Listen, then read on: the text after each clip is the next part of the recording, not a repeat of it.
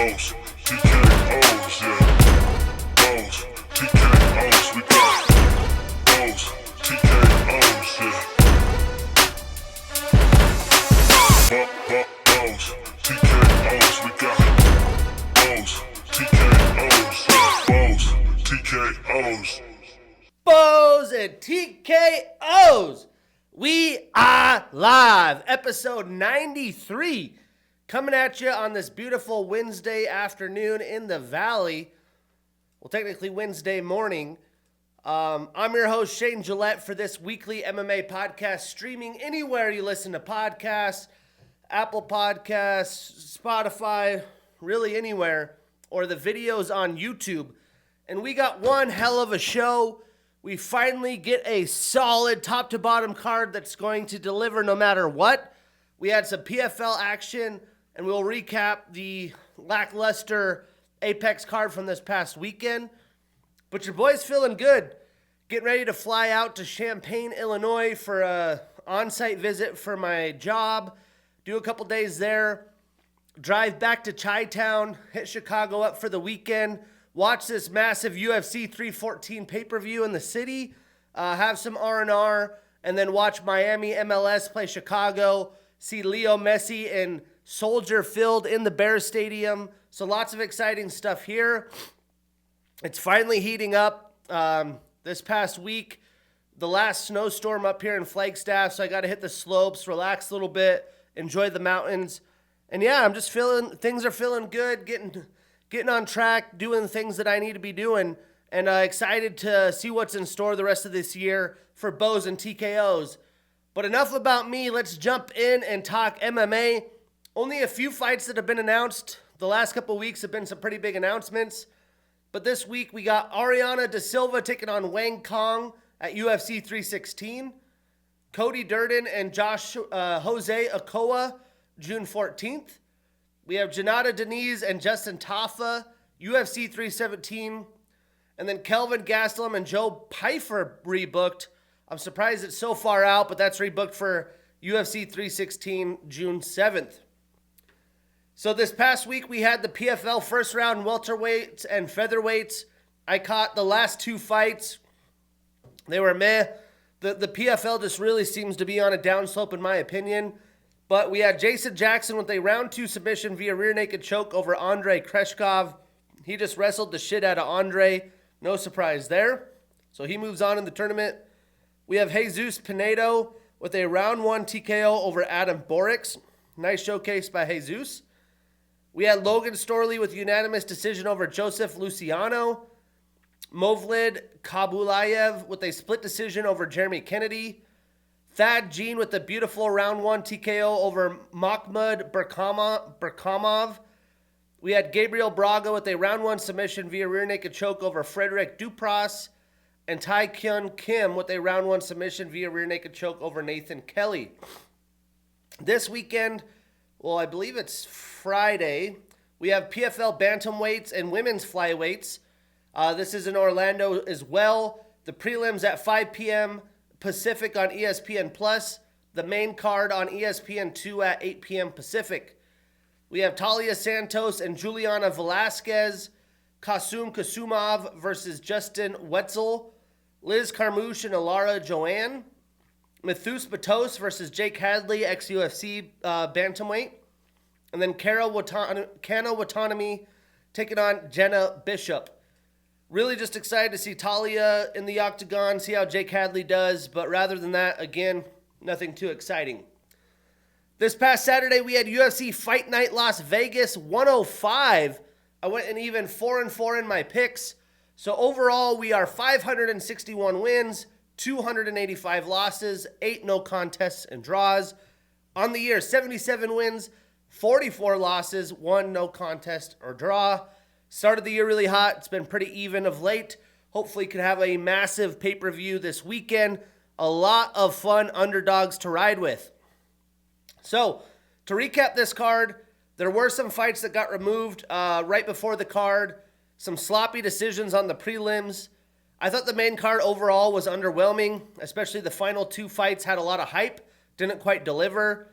But the Kennedy and Shekwaku fight got called off, so Martin Boudet got a short notice opponent, and the Davy Grant fell off, I believe, day of the fight. Actually, during weigh-ins. So I recapped this card a 3 out of 10. I think that's what I previewed it at. Some good fights we did not break down. We had Reese McKee with a round 1 TKO via doctor's stoppage over Daniel Frunza. Performance of the night, 50 G's for Reese McKee. He had this guy's lip completely separated open. His eye was all bashed up. So they called the fight. Probably a good call. We had Diane Barbosa with a round 1 submission via arm triangle choke over Diana Belbita. Performance of the night, 50 G's for Barbosa. It seems like Belbita's contract with the UFC has expired and she will not be renewing. We had Cheng Ho Lee with a round 2 TKO over Cortavius Ramius. Performance of the night, 50 G's for the rise to the UFC, or whatever, to the UFC from China, or just, Asia, really. There's a lot of Asian contestants there. But let's kick it off right in the main card. We had Torres Finney with a split decision victory over Robert Valentin. And this fight was pretty simple. It's almost as you would expect. Torres, those big brawly shoulders, just blast doubling Robert up against the cage and not really finishing takedowns very often, not advancing positions. He just pinned him there. And after a while, he'd pick his legs up again or pick him up over the shoulder, sit him back down, hold him up against the cage, and kind of repeat. Torres didn't, again, cause any damage, try to advance positions, or even land any strikes, or try for submissions, which you hate to see. You know, Dana White's just shaking his head. But Robert did a good job landing strikes when the fight was standing. And then against the cage, he was getting elbows on the back of the head, finding ways to be able to try to land some damage. But every time after round 1, before he got taken down, he would try to go and take a big shot, which kind of opened himself up. Torres closed distance, and he didn't try to move and create distance very well. He did land some solid shots in round 2, and especially in round 3, but Torres controlled the entire fight. Dana obviously was very harsh on Torres, making him go through the Contender Series 3 times, and he did not do himself any favors at all in his UFC debut. Tough loss for Robert Valentin. Statistically, Torres only landed 17 total strikes, 4 of them significant, so barely 1 significant strike per round. He did have 8 takedowns and 17 attempts, so Robert did his best defending, less than 50%, and he had 13 minutes and 16 seconds of control time, so all but under 2 minutes of the entire fight. Robert landed 93 total, so 70 more strikes, 23 of them significant with a reversal. Torres extends his winning streak to 11. He's now 2-0 in the UFC, and Robert extends his losing streak to 2. He suffers a loss in his UFC debut. So how about matching up Torres versus Mansour Abdul Malik? I think Dana White would like that. Grappler versus grappler. And for Robert, how about Ozzy Diaz? Moving on, we had Ode Osborne with a round 2 TKO over Luis Garuli. Performance of the night, 50 G's for Ode. What a big win for him. And as you expected, Luis came out aggressive. It ended up costing him as Ode landed a beautiful counter in round 2 that put Luis on his ass. And Ode, the first round, mostly had to play defense due to the aggression that Garuli had provided, and he had to defend takedowns. But round 2, Ode was the aggressor, and after coming forward, Luis tried to push him back. Beautiful timing on a 1-2, and that was it. Statistically, Ode landed 22 total strikes, 18 significant with the knockdown. Luis landed 26 total strikes, 12 of them significant. He went 1 for 4 in takedown attempts, so good defense by Ode. He's had to work on that. And he had 2 minutes and 17 seconds of control time. So Ode ends his 3-fight losing streak, starts a new winning streak. Luis suffers his first pro loss and ends his 10-fight winning streak. With the Contender Series, he's now 1-1 in the UFC. So I think Ode and Felipe Dos Santos should be in store next, while Luis can go back to the drawing board against Jesus Aguilar. But here we had 2 veterans go at it. Brad Tavares with the unanimous decision over Gerald Mearshart. This was another fight I got wrong. I got the Torres fight wrong and the Ode fight right, or the Ode fight wrong as well. All 3 of these in the main card wrong. But this fight was all about Brad walking down Gerald and Gerald not being able to use his wrestling. and would literally just try to fire this long, straight left power punch, and it wasn't working throughout the fight. He didn't try to change it up. He wasn't very creative with the striking. We had seen him look a lot better in the last couple fights, especially against RDR. But Brad made Gerald look old, slow, not very creative in his striking. But Brad looked way more refreshed and a lot better than what we've seen out of him probably the past 2 years. So beautiful performance by Brad. He's still got it. Statistically, Brad landed 56 total strikes, 47 of them significant, while Gerald landed 51 total strikes, 38 of them significant. So 5 less, but 9 less significant. And he was 0 for 8 in takedown attempts. I would say only a couple of those were legit takedown attempts. But he did have 4 minutes and 44 seconds of control time up against the cage, so almost a round. So Brad puts an end to that 2-fight losing streak, starts a new winning streak. He's 2-3 since 2023. Gerald extends his losing streak to 2. He is now 2-4 since 2023. So what's next? Well, Brad and Bruno Ferreira would be a ton of fun. I think he deserves that. And for Gerald, how about Rodolfo Vieira? Then we had the Pat Sabatini coming out party with a dominant unanimous decision over Joe Anderson Brito. And this fight was much like the Torres fight, as Pat was going for takedown after takedown, not standing too long. And Joe Anderson didn't put himself in great defensive positions, as he would work his way up after being taken down, but then he would try to land a massive strike and overextend himself, and that would lead to another Pat takedown. Pat's top control and pressure was the best I've ever seen from him, especially against a guy who has solid defense in Brito, because Brito didn't just accept the takedowns and lay on his back. He was moving his hips. He was going up against the cage. He was really battling there.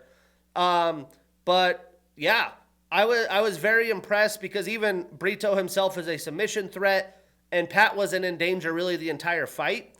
This was very Sean Brady-like. I know they trained together. Philly represent. Welcome to the show, Pat Sabatini. And statistically, the stats show how dominant he was. He landed 135 total strikes, 24 significant. He was 4 out of 5 in takedown attempts. So again, if he wanted it, he got it.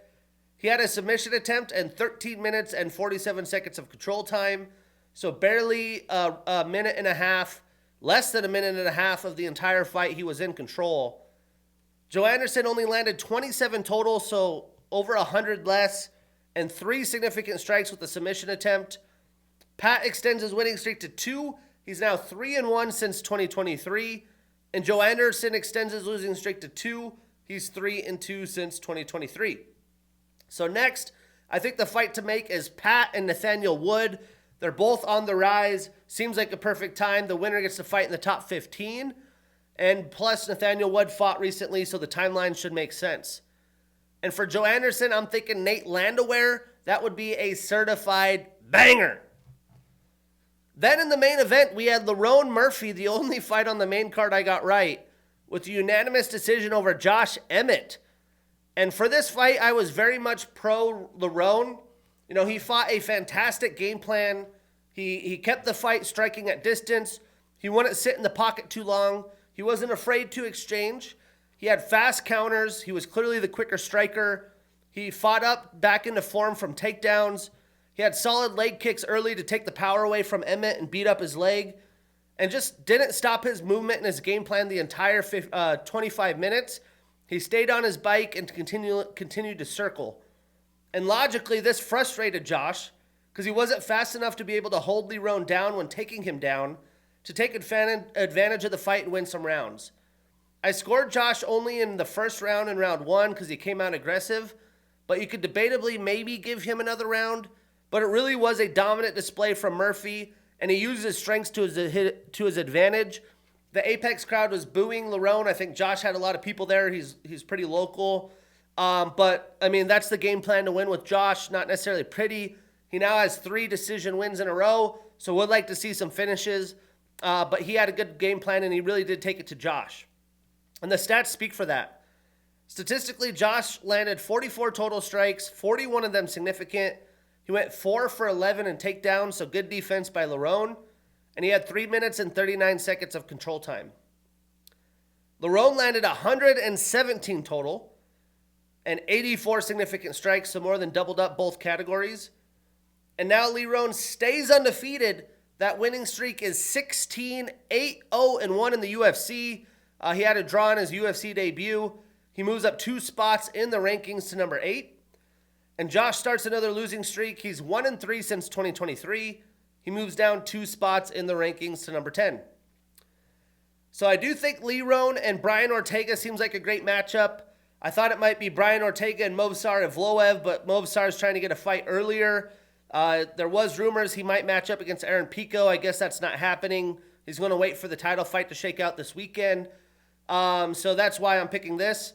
And for Josh, there's not a clear opponent. I would like to see him take on Aljamain Sterling or Edson Barboza. Those are my picks. It seems like great wins for the fighters and for the fans. So that's what I'm taking on. But again, none of the fights really stuck out. Just dominant displays by Brad, Pat, and Lerone. And a huge win for Ode Osborne. But this weekend, UFC 314. I wish I was going back in Miami. We got the early prelims at 3 p.m. Pacific. The prelims at 5 p.m. Pacific on ESPN.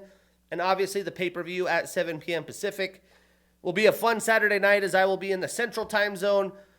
For much of you sports fans, being in the Central and East Coast, it's definitely a different vibe later nights, but I'm excited for it. To preview this card, the main card is absolutely stacked. We have some fun fighter storylines. We got the beef between Bryce Mitchell and Gene Silva. We got Volkanovski's title redemption tour, Patty's big test, Patricio's UFC debut, how critical it is for him to come in with the win and win over the UFC fan base, and then the Dom Reyes resurgence.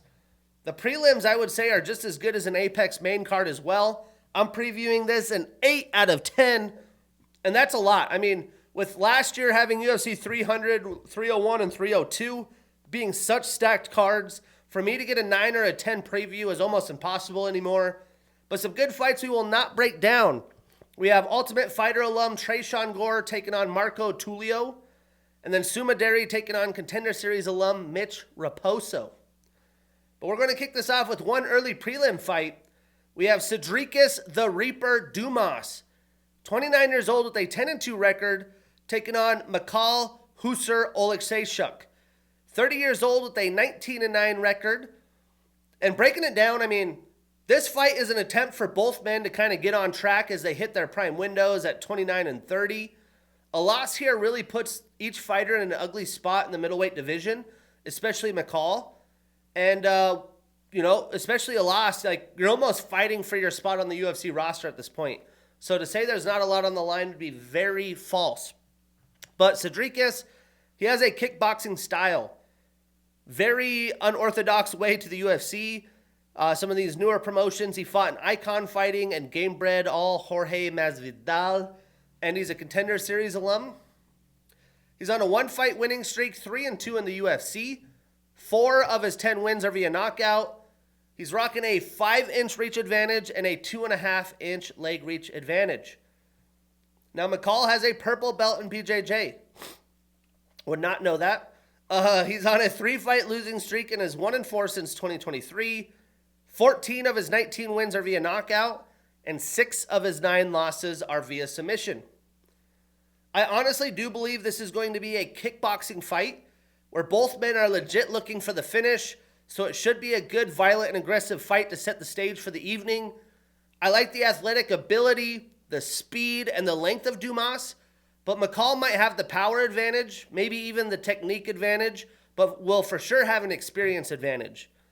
Mikhail really has seen with his body language and his demeanor that he's really defeated in the UFC and kind of done. So I expect him to go out there to kill or be killed in round 1.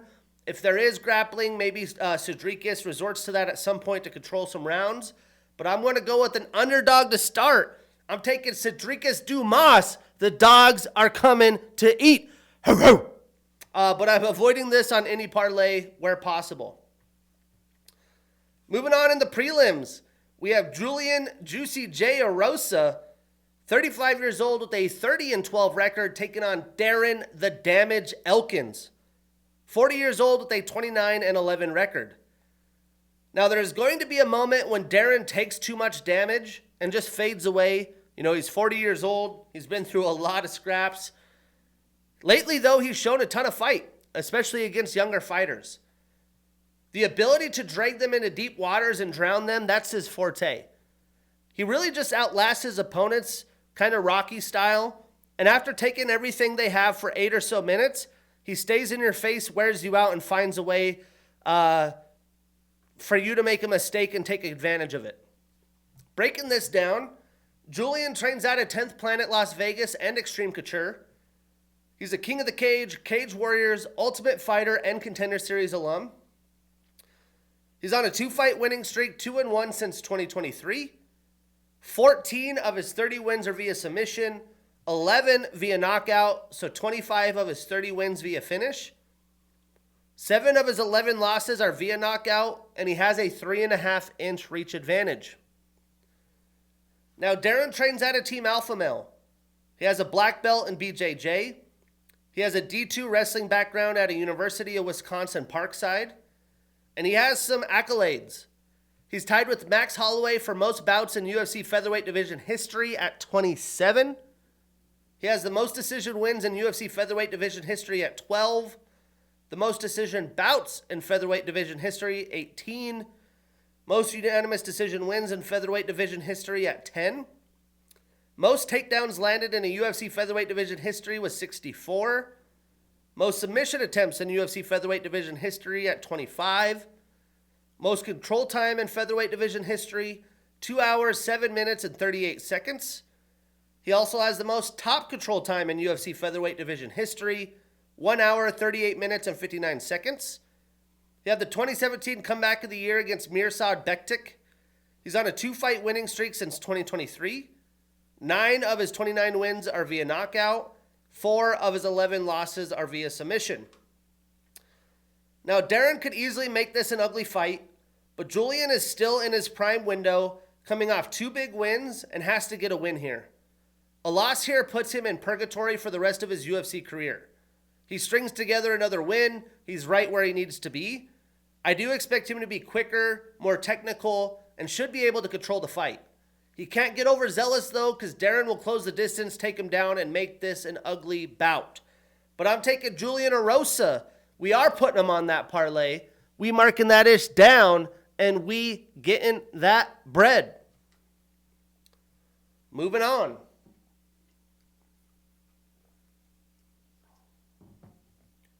We got Chase the Dream Hooper.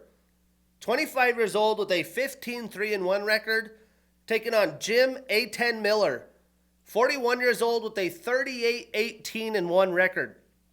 Now, clearly, at 41 and 25, both of these men are in completely different positions in their careers, but I do expect Jim to be a stiff test for Chase. Chase has grown into his body, he's matured, he moved up divisions from featherweight to lightweight, and I do think he's added some good striking technique and power to his throws, but Jim is savvy on the feet. And he's going to make Chase resort to wrestling, in my opinion. Breaking it down, Chase has a black belt in BJJ. He's a Contender Series, Cage Fury, Island Fights, and Titan FC alum. He's on a 4-fight winning streak since 2023. 8 of his 15 wins are via submission, and he does have a 3-inch reach advantage. Now, Jim is a southpaw fighter. He has a black belt in BJJ. He has a D1 wrestling background out of Virginia Tech, and he has some accolades as well. He has the most wins in UFC history at 27. Most wins in UFC lightweight division history at 24. Most bouts in UFC history at 45. Most bouts in UFC lightweight division history at 42. He has the second most finishes in UFC history at 19. He's behind Charles Oliveira. He has the most finishes in UFC lightweight division history at 17. Most first-round finishes in UFC history at 12. You would not expect it to be from Jim Miller, but he's been around. He is aggressive. He has the most submission wins in UFC lightweight division history at 11. The most submission attempts in UFC history at 49. Most submission attempts in lightweight history, 46. And the lightweight division has some killers with a lot of finishes and a lot of submission artists like Charles Oliveira. So those accolades are tough. He has the most fight time in UFC lightweight division history, 6 hours, 50 minutes, and 31 seconds. He has the most decision bouts in UFC lightweight division history at 19. He's the only fighter to have fought in UFC 100, 200, and 300. He had the 2012 Fight of the Year against Joe Lozon. He's a Cage Fury alum and former champion with 1 successful title defense. He's also a Ring of Combat alum. He's on a 1-fight winning streak and is 3-2 since 2023, and 21 of his 38 wins are via submission. Now, I do expect Jim to be the aggressor. I think he's going to try to get Chase on his back foot and outclass him with his striking. It's going to be interesting to see how Chase responds and if he can have luck with his grappling. I do expect Jim to try to almost bully Chase, but I'm not sure he's going to be able to do that over the course of 15 minutes. Chase still has a lot to learn, but I think he'll be too much for the almost 42-year-old veteran at this stage in his career. For that reason, I'm taking Chase Hooper, but I'm avoiding this on any parlays. I could see Jim winning with his striking.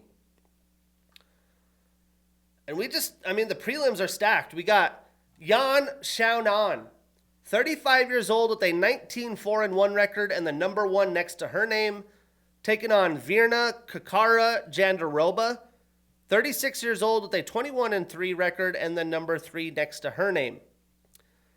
Now, this fight is very unique between two women who are solid grapplers. Virna is obviously a level above and is very dependent on grappling because she wears out her opponents.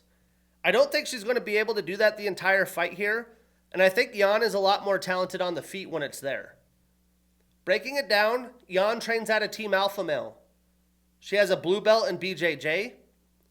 She has the most significant head strikes landed in a UFC women's strawweight bout at 115 against Siri Kondo. She's on a 1-fight winning streak and is 2-1 since 2023. 8 of her 19 wins are via knockout. Now, Virna has a black belt in BJJ. She has a green-white Prajid in Muay Thai. She's an Invicta alum and former champion with 1 title defense. She's on a 4-fight winning streak since 2022, and 14 of her 21 wins are via submission. Now, there's definitely a chance Virna continues to take Yan down and hold her there, but I'm not betting on that. Yan's been preparing for that in her fights against the champ, Zhang Weilei. She's had to deal with that as well. I think Uriah Faber is a perfect team for her, and will have Yan prepared, and will be able to do enough to fight off her back and win on the scorecards. She needs to be ready for 15 minutes of hell, because Virna wants to smother her and make this fight miserable, like she has to a lot of women in the promotion. But I am taking another underdog. I'm taking Yan Xiaonan, the dog's coming to eat. Ho, ho. But I'm avoiding this on any parlays. You can't count out Virna Jandaroba. Then in the prelim headliner, we have Dan 50K Ige, 33 years old with an 18-9 record and the number 15 next to his name, taking on Sean the Sniper Woodson, 32 years old with a 13-1-1 record. Now, this fight really is massive for Dan Ige. He needs to stay atop of the mountain in the top 15. He's been an absolute savage taking short notice fights. I do think he's tried to level up on his grappling defense. But Sean is streaking right now. He's won some very close fights, but he is full of confidence and is going to bring a striking war to Dan, which should be fantastic for his game and fantastic for us fight fans. Breaking it down, Dan trains out of Extreme Couture. He has a black belt in BJJ, a brown belt in Judo. He has a D3 wrestling background at a Wartburg College. He's on a 2-fight losing streak, but is 3-3 since 2023. 6 of his 18 wins are via knockout, 5 via submission, so 11 of his 18 wins via finish. Now, Sean has a blue belt in BJJ. He's tied with Movsar Evloev and Lerone Murphy for the 4th longest undefeated streak in UFC featherweight division history at 8. He's an RFA and Dana White Contender Series alum. He's on a 6-fight winning streak with the draw. and he has a 7-inch reach advantage and a 6-inch leg reach advantage. Now, Sean obviously has the big length advantage and will be reminiscent of the striking exchanges Dan had with Diego Lopez. He's going to have to be confident to close the distance and stay in the pocket, where Sean is going to have to use his kicks and a long jab to keep Dan at distance. So Dan's going to have to take some shots to get in the pocket. But I like Dan over the course of a full fight, as Sean has looked really sharp early in the first round, but has faded throughout rounds 2 and 3. Dan is an expert. He's going to keep it up the entire fight. He's got a great coach with Eric Nixick in Extreme Couture. And I expect him to bring the fight to Sean and be patient, look for his spots. For that reason, I'm taking another underdog. I'm taking Dan Ige, the dog's coming to eat. Ho, ho. And you know what, Dan? We are putting him on that parlay. We marking that ish down, and we getting that bread.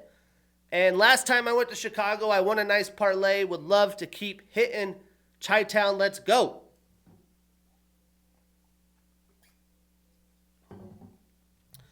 Now to the main card. We have 1, 2, 3, 4, 5 fantastic bouts.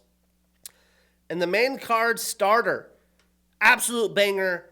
We got Dominic the Devastator Reyes, 35 years old with a 14-4 record and the number 11 next to his name, taking on Nikita the Miner Krylov, 33 years old with a 30-9 record and the number 8 next to his name. And this story is really about great comebacks. Dominic has turned his UFC career around with 2 wins in 2024 after injuries, some mental issues after the John Jones fight. And Nikita hasn't fought in 2 years due to injuries, so it's been a long time. Before Nikita's time off, he was absolutely rolling with some impressive wins, but this will be his toughest test to date.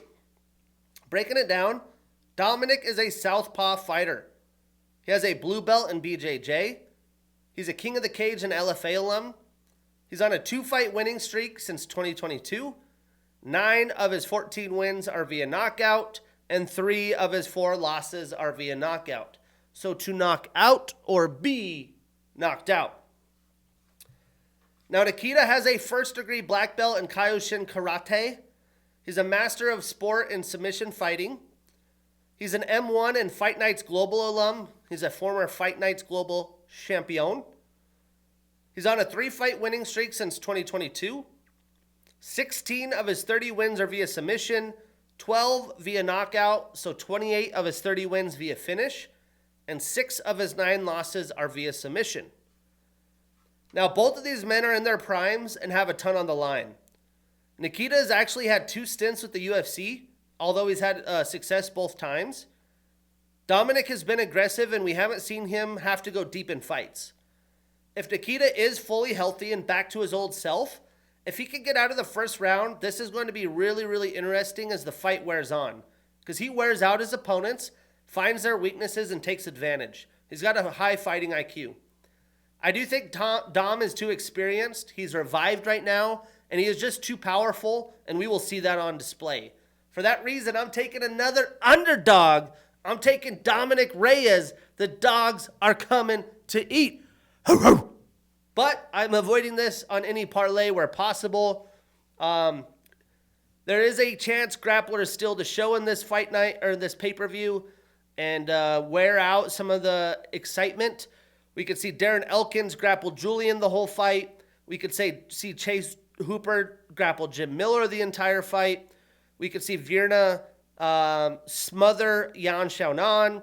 We could see Nikita grapple and suffocate Dominic Reyes.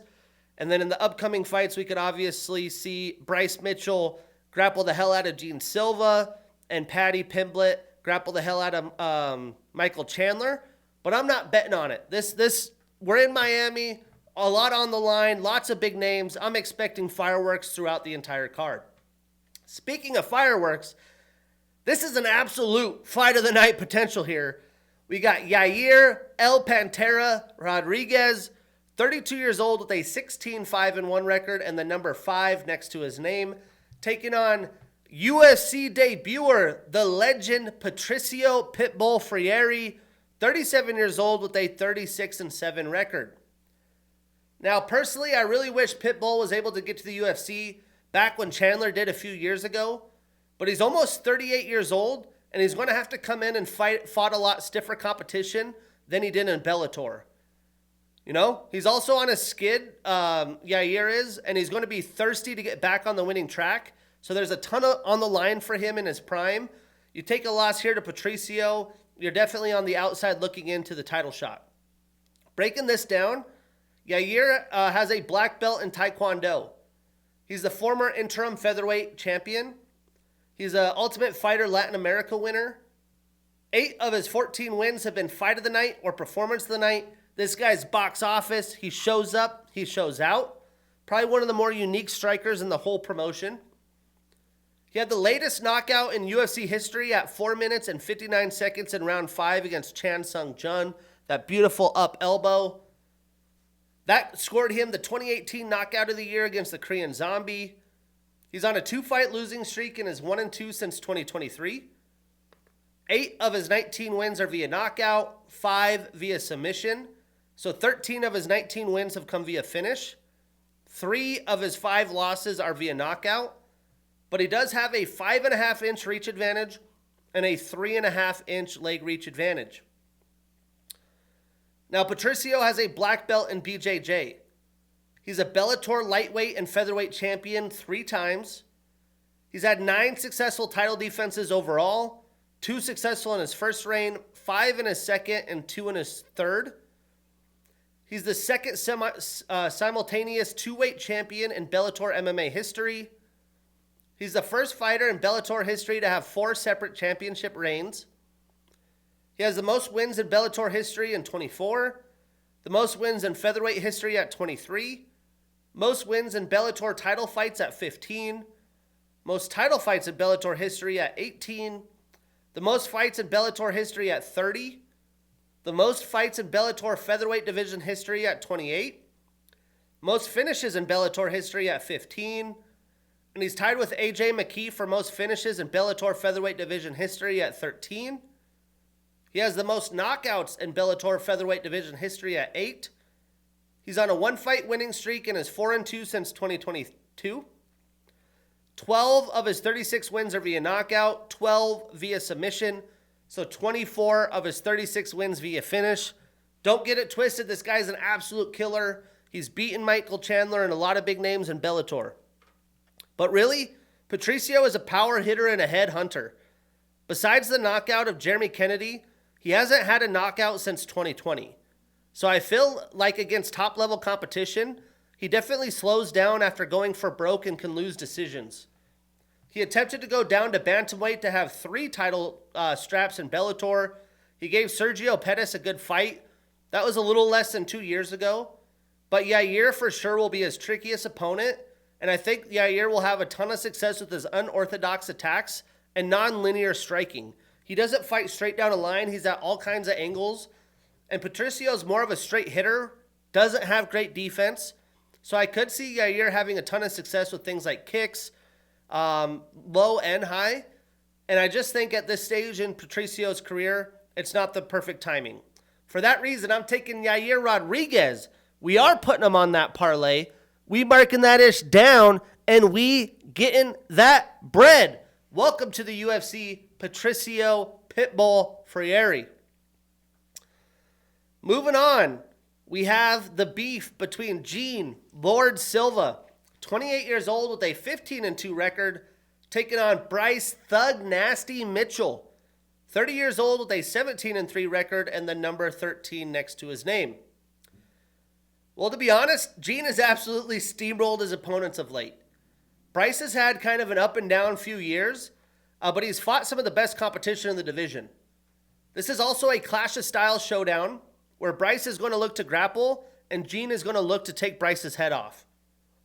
Breaking it down, Gene trains out of Fighting Nerds, the hottest team in all of the sport. His last 2 fights have been Fight of the Night or Performance of the Night. He's showing up, he's showing out.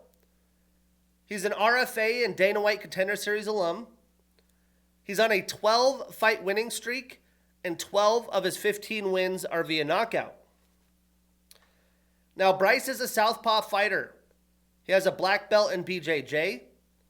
He had the 2019 Submission of the Year against Matt Sales. He's an RFA World Series of Fighting and Ultimate Fighter alum. He's on a one-fight losing streak and is 2-1 since 2023. 9 of his 17 wins are via submission, and he has a 3.5-inch leg reach advantage. Now, Gene hasn't had to fight grappling-heavy fighters in the UFC, and some of the opponents have even had success grappling him when they try. It's just really hard for me to believe that Bryce is going to be able to take Gene down early and hold him there. Gene is going to have to be patient to find his openings with his striking. He has showed some of that of late, but if he's super aggressive, comes out swinging, he could open up takedowns and be in a bad spot early. But both men have aggression towards each other, so it should be a fun fight. But I'm taking the favorite. I'm taking Gene Silva, but I'm avoiding this on any parlays where possible. Moving on, this is a 5-round co-main event without a title on the line. We have Michael Iron Chandler, 38 years old with a 23-9 record and the number 7 next to his name, taking on Patty the Batty Pimblett. 30 years old with a 22-3 record and the number 12 next to his name.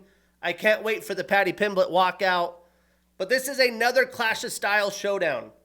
Patty is getting his stiffest test and his big test to see if he can take the top of the division. And although he's up in the top of the division, he continues to face older opponents. We've seen Patty struggle on the feet against lesser skilled strikers. And Michael has compromised himself being too aggressive. So he's got to be more patient and pick at Patty, especially because it's the 5-round fight. You take your spots and pick your moments. Breaking this down, Michael has a D1 wrestling background out of Missouri, getting second twice in the NCAA championships. He trains at a Killcliff FC. He's got a black belt in BJJ. 5 of his 6 UFC fights have been fight of the night or performance of the night. Since he's come to Bellator, he's been a showstopper, must-watch TV. He shows up, he shows out. He had the 2021 Fight of the Year against Justin Gaethje. He's a former Bellator lightweight champion 3 times with 6 overall title defenses. He has the most submission victories in Bellator lightweight division with 6. The second most stoppage wins in Bellator MMA history. He's tied with AJ McKee at 13. He had the third most wins in Bellator history at 18. He's a Strikeforce and Bellator alum. He's on a 2-fight losing streak and is 1-2 since 2022. 11 of his 23 wins are via knockout. 4 of his 9 losses are also via knockout. So to knock out or be knocked out. Now, Patty, he trains at a Next Generation MMA Liverpool. He has a second-degree black belt in BJJ. He is a Cage Warriors alum and former champion with 1 successful title defense. He's on an 8-fight winning streak. And he is only 2-0 since 2023. 10 of his 22 wins are via submission. So clearly he is a submission artist. Patty is definitely growing and evolving right now. You see it in the embeddeds this week. Now that he's a father, I just don't know if he's ready for Iron Mike. Sean O'Malley showed he was ready when thrown in the deep end against Peter Yan a few years ago in Abu Dhabi.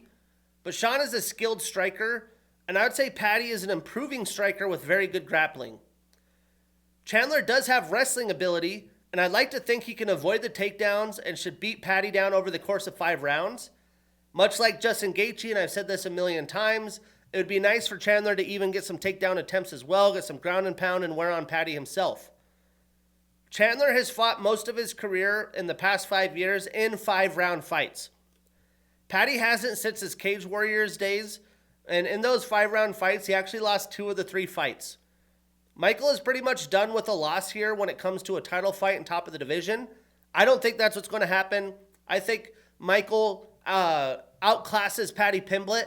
For that reason, I'm taking Michael Chandler. I am putting him on that parlay. We marking that ish down, and we getting that bread. You know, a loss here for Patty, especially if he shows out a little bit. Not devastating at all at only 30 years old. But again, for Michael, his prime UFC years are on the line. But that sets us up for the much-awaited main event. We get Alexander the Great Volkanovski, 36 years old with a 26-4 record and the number 1 next to his name. He's debuting his championship shorts. I absolutely love them. And he's taking on Diego Lopez, 30 years old with a 26-6 record and the number 3 next to his name. Now, Diego is coming to the UFC absolutely on fire. Even in his UFC debut loss against Movsar Evloev, he almost shocked the world. And he's done it with style and aggression. The problem is, he's facing the best featherweight of all time, who has defeated fighters that fight like Lopez and Max Holloway. Besides Islam, who could be in the GOAT conversation when it's all said and done, and Ilia Topuria, who was on short notice from a pretty nasty knockout, Alexander has handled business.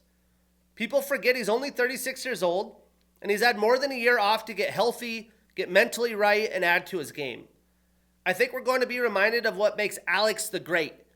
Diego, I'm sure, will come out hot, have his moments, but I don't see him able to hang on the feet over the course of 5 rounds. Diego hasn't been in a 5-round fight in the UFC and has not fought someone the caliber of Volkanovski. Breaking this down, Alexander trains out of City Kickboxing. He has a black belt in BJJ. He's a former featherweight champion with 5 successful title defenses. He's the first Australian-born fighter to win a UFC championship. He has the highest striking differential in UFC featherweight division history at 2.96. He has the longest average fight time in UFC featherweight division history at 16 minutes and 54 seconds. He has the most leg kicks landed in a UFC fight in featherweight division history, 75 against Max Holloway in their first bout.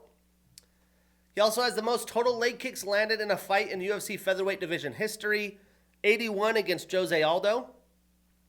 He's a former pound-for-pound number 1 fighter in 2022 and 2023. He was the 2019 Breakout Fighter of the Year. He had the 2020 Upset of the Year against Max Holloway at UFC 245. He's the 2022 Fighter of the Year. He had the 2021 Fight of the Year against Brian Ortega and the 2023 Fight of the Year against Islam Makhachev in their first fight at UFC 284. He's on a 2-fight winning streak and is 1-3 since 2023. 13 of his 26 wins are via knockout, and 3 of his 4 losses are also via knockout. I think I said he's on a 2-fight winning streak, but I think he's on a 2-fight losing streak, right? Islam and Ilia. Yes, he's on a 2-fight losing streak, 1-2 since 2023. Now, Diego is an orthodox fighter. He has a black belt in BJJ. He trains out of Lobo Gym MMA. He had the 2024 Submission of the Year against Gavin Tucker, submitting the submission artist. He's a Dana White Contender Series and Fury FC alum. 12 of his 26 wins are via submission, 10 via knockout, so 22 of his 26 wins are via finish, and he does have a 5-inch leg reach advantage. The big concern here is for Volk. If his chin is gone and he's taken too much damage, that's the question. His last 2 fights were vicious knockouts only 4 months apart. 3 of Diego's 5 wins in the UFC have come via finish. I do think the time off and a crack at the belt again was just what the doctor ordered for Volkanovski and will be a big difference here. We're going to see if Volk still has it and really what Diego Lopez is capable of, because he's never going to be more confident than he is right now after his wins, because he absolutely smothered and took it to Brian Ortega at the Sphere. I saw it in person. But I'm not betting against the great. He's too good everywhere. I don't see how Diego takes advantage over the course of 25 minutes. For that reason, I'm saying Alexander Volkanovski and new, technically and still with the interim and Ilya vacating. But I'm taking Alexander Volkanovski. We are putting him on that parlay. We marking that ish down, and we getting that bread. Woo-wee! UFC 314 Miami. The nice weather. Michael Chandler, Patty Pimblett, Volk Diego. Welcome to the UFC Pitbull. Can Bryce grapple Gene Silva, slow him down? Let's see what Dominic Reyes has. Dan Ige, can he defend his spot? Can Virna Jandiroba grapple her way to a title shot? Chase Hooper, how good is he? Can Julian Erosa fend off the veteran and Darren Elkins? And then a kickboxing showdown, Cedricus Dumas and McCall Oleksik. I'm excited for this card. I can't wait to see it. I can't wait to recap it. But then next week we have another location-based fight night. Thank God. Hallelujah. We're going to Kansas City, and this is a solid card. Headline with a banger that has a ton of implications on the line. Short notice change of opponents. We got Ian Machado Gary, who's number 7, and Carlos Prates, who's number 13. That's episode 93. I'm your host, Shane Gillette. See you next week.